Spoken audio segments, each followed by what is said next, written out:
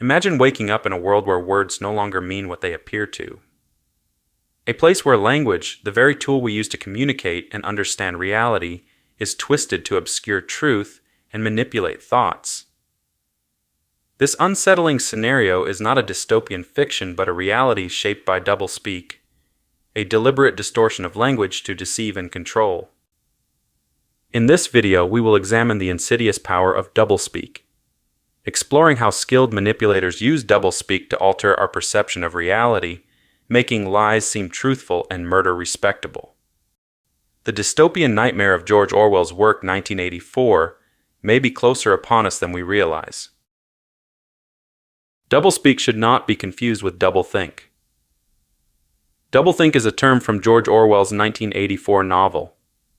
Doublethink is a process of indoctrination in which subjects are expected to simultaneously accept two conflicting beliefs as true, often at odds with their own memory or sense of reality. Doublespeak, on the other hand, is language that seems benign and informative, but is actually specifically designed to confuse the listener or distort our perception of reality. Doublespeak is language that may try to make something immoral or negative appear good and acceptable, or at least not as bad as it seems. William Lutz defines doublespeak as follows. Doublespeak is language that pretends to communicate but really doesn't. It is language that makes the bad seem good, the negative appear positive, the unpleasant appear attractive or at least tolerable. Furthermore, doublespeak is language that avoids or shifts responsibility, language that is at variance with its real or purported meaning. It is language which seems to communicate with listeners but deceives them. It is language which appears to describe a reality but actually distorts it. According to William Lutz, doublespeak is language that conceals or prevents thought. Rather than extending thought, doublespeak limits it. Doublespeak is language designed to evade responsibility, make the unpleasant appear pleasant, the unattractive appear attractive. Basically, it's language that pretends to communicate but really doesn't. It is language designed to mislead while pretending not to. Lutz says doublespeak is not a matter of subjects and verbs agreeing. Rather, it is a matter of whether the words agree with the facts. Basically, doublespeak does not always overtly lie or conceal a reality. Rather, it tends to frame it in a way that makes it appear differently than it actually is. Basic to doublespeak is incongruity, the incongruity between what is said or left unsaid and what really is. It is the incongruity between the word and the referent, between seem and be, between the essential function of language, communication, and what doublespeak does: mislead, distort, deceive, inflate, circumvent, obfuscate. William Lutz narrows down doublespeak into four main types. These include euphemism, jargon, gobbledygook, and inflated language. A euphemism is when a vague, mild, or indirect word is substituted for a harsh one. Euphemisms are very common in ordinary communication. When someone dies, we may say that they passed away to spare ourselves or another from the harsh reality of death. This ordinary use of euphemism is not considered doublespeak by William Lutz. It is only when a euphemism is specifically used to mislead or deceive, then it becomes doublespeak. For example, the Reagan administration referred to a tax increase as revenue enhancement. So while it appears to communicate, it actually obfuscates. Its real intent is opposed to its apparent intent, which is clear communication. American English is packed with euphemism because Americans have trouble dealing with reality, and in order to shield themselves from it, they use soft language. It's worse with every generation. For some reason, it just keeps getting worse. There's a condition in combat, most people know about it. It's when a fighting person's nervous system has been stressed to its absolute peak and maximum, can't take any more input. The nervous system has either snapped or is about to snap. In the First World War, that condition was called shell shock. Simple, honest, direct language, 2 syllables, shell shock. Almost sounds like the guns themselves. Then a whole generation went by, and the Second World War came along, and the very same combat condition was called battle fatigue. 4 syllables now. Takes a little longer to say. Doesn't seem to hurt as much. Fatigue is a nicer word than shock. Shell shock. Battle fatigue. Then we had the war in Korea, 1950, and the very same combat condition was called operational exhaustion.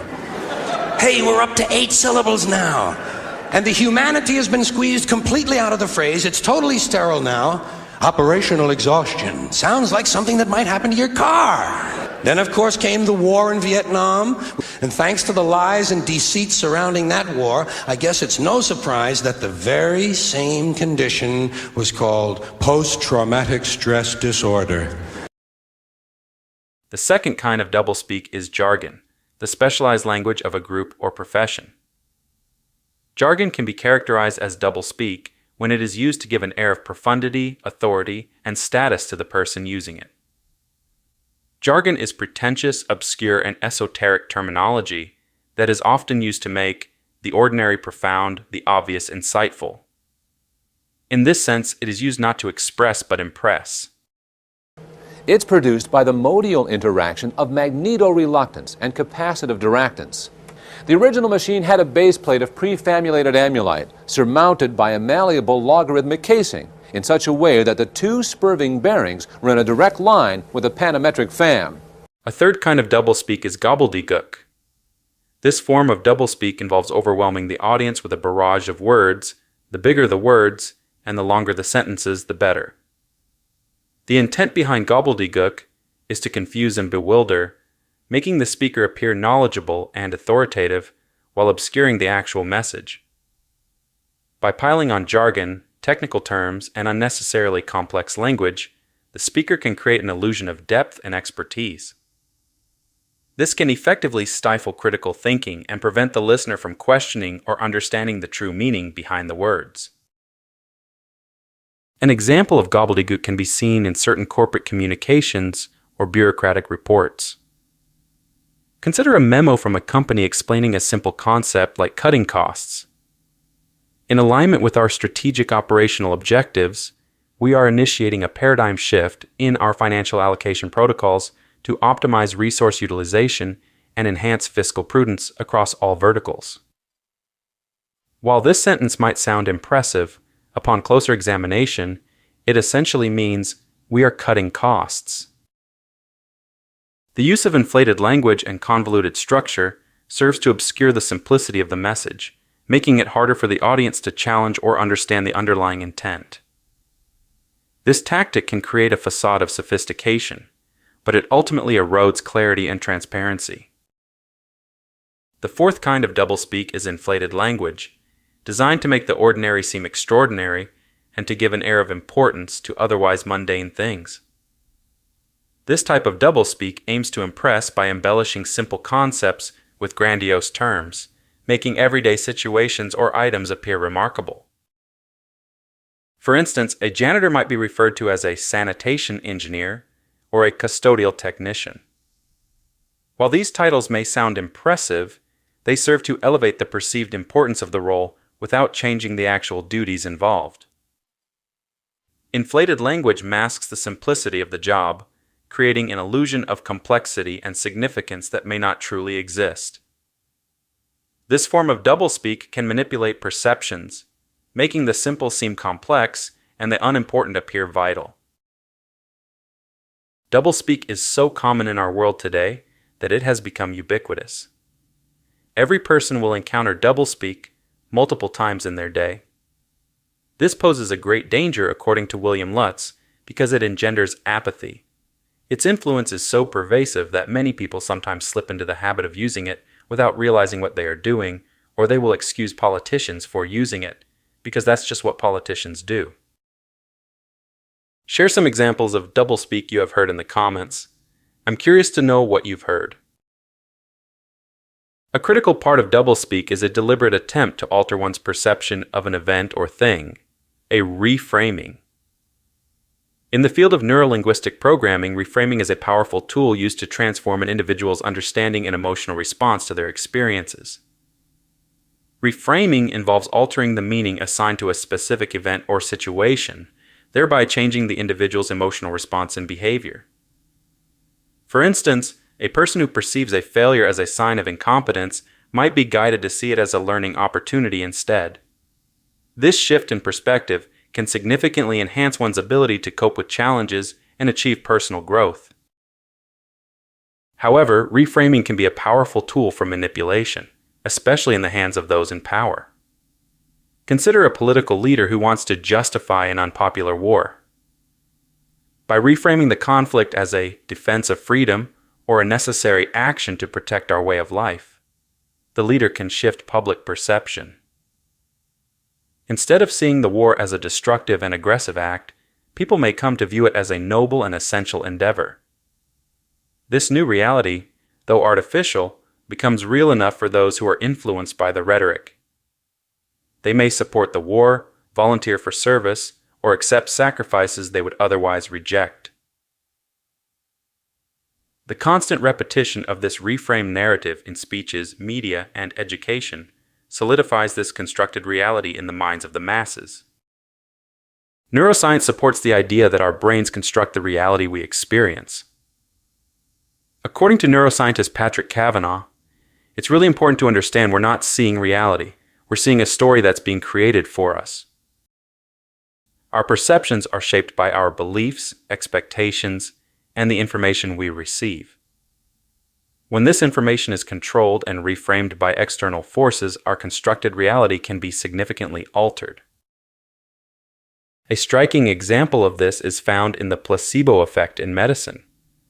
Patients who believe they are receiving a powerful treatment, even if it's just a sugar pill, often experience real improvements in their symptoms. Their brains construct a reality where the treatment is effective, and their bodies respond accordingly. This demonstrates how powerful the mind's role is in shaping our experience of reality. Skilled manipulators can change our attitude and response to anything by reframing it, or as Orwell once wrote, they can make lies sound truthful and murder respectable. In the classic essay Politics in the English Language, published in 1946, George Orwell wrote about the relationship between language and power and why political language is so misleading. In the essay, Orwell stated that, when there is a gap between one's real and one's declared aims, one turns as it were instinctively to long words and exhausted idioms, like a cuttlefish squirting out ink. Just as a cuttlefish releases ink to obscure and protect itself, political figures use complex and tired phrases to conceal the reality of their actions. This creates a smokescreen that prevents the public from seeing the truth, thereby maintaining control and avoiding accountability. Anyone who reaches any position of power must either instinctively or knowingly know how to use doublespeak and know how to use it at a certain time and when to turn it on and off, and to what degree. For Orwell, language should be for expressing and not for concealing or preventing thought. He believed that clear and honest communication is essential for a healthy society. When language is used to mislead, it not only corrupts the truth, but also degrades the quality of thought and discourse. Orwell argued that the decline of language is both a cause and effect of the degradation of society and politics. In essence, when language deteriorates, so does the capacity for critical thinking and meaningful discussion. Further, Orwell states that, in our time, political speech and writing are largely the defense of the indefensible.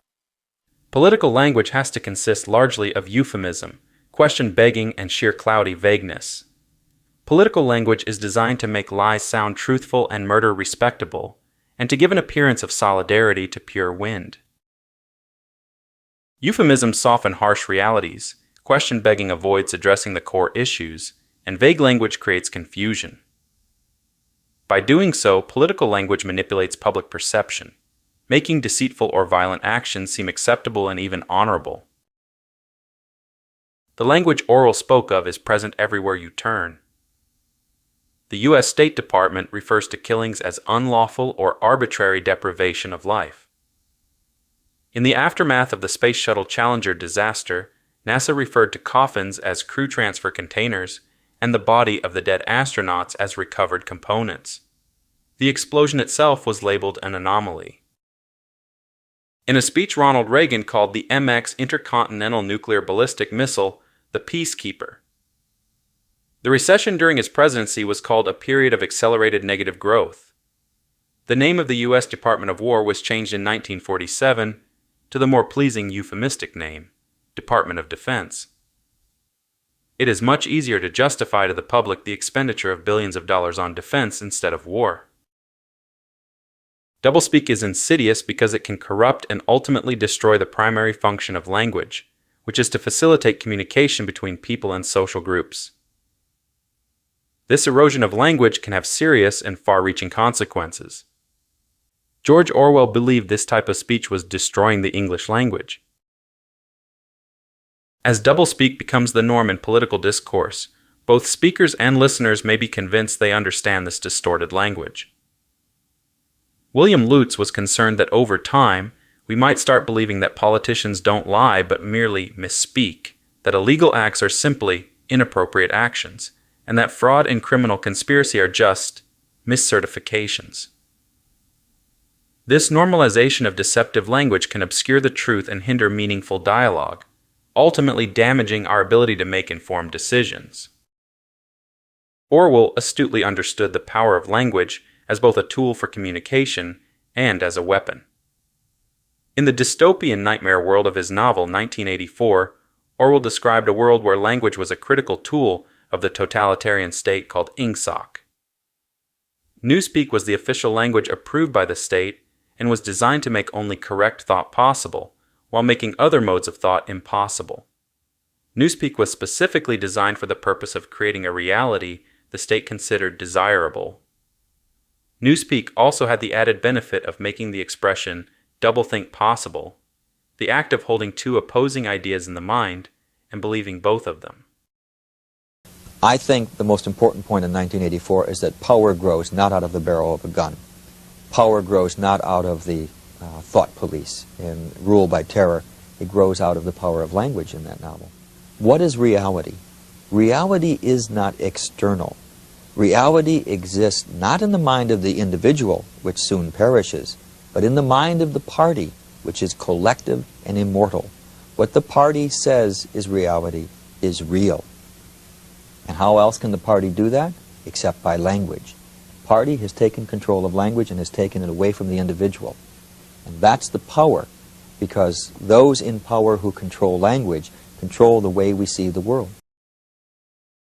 As Orwell wrote, "To know and not to know, to be conscious of complete truthfulness while telling carefully constructed lies, to hold simultaneously two opinions which cancelled out, knowing them to be contradictory and believing in both of them, to use logic against logic, to repudiate morality while laying claim to it, to believe that democracy was impossible and that the party was the guardian of democracy, to forget whatever it was necessary to forget, then to draw it back into memory again at the moment when it was needed, and then promptly to forget it again, and above all, to apply the same process to the process itself.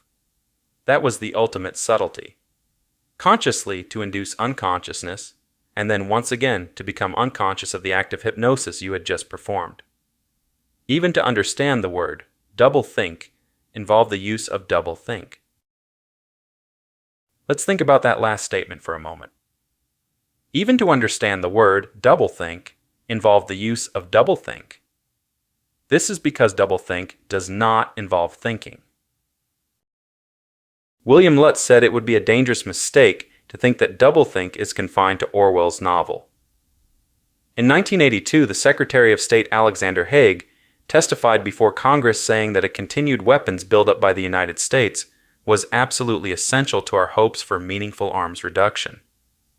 And in 1988, Senator Orrin Hatch said, "Capital punishment is our society's recognition of the sanctity of human life."